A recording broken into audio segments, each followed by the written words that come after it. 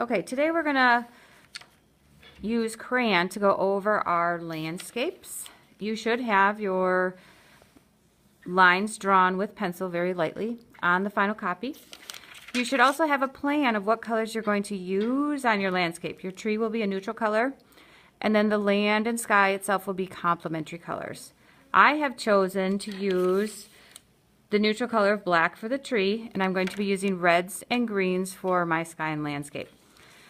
The thing to remember when you do this is to make sure that you are using a nice firm pressure when you are drawing over your lines. You should not see white coming through. It should be a nice dark line so that it will resist the paint when we do that. You may want to go back and go over your lines a second time. Here I'm not pressing quite so hard, and you can see how the white is coming through a little bit more. That will not resist the watercolor, as well as when I go back and fill in those spaces where it's a more solid color.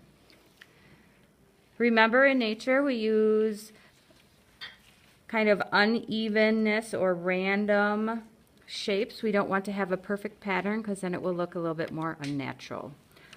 Now over on the landscape here, I have started with one of my lines, and then I am continuing with filling in the pattern inside that line. And I was hoping to make this look like a cornfield.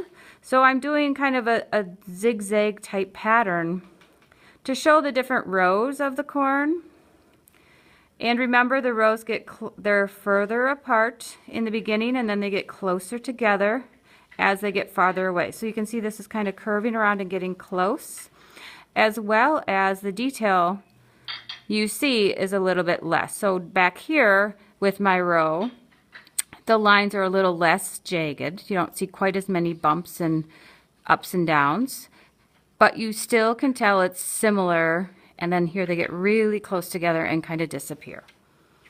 Okay, I am fine with using here, you can see I did some green and then I have red, so obviously those are my complementary colors.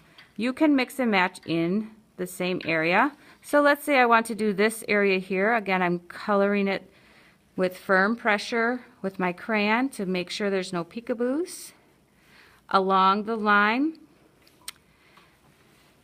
And then I would go back, and on this line as well, I would have a second line to show that this would be the one area butting up to or meeting the other area.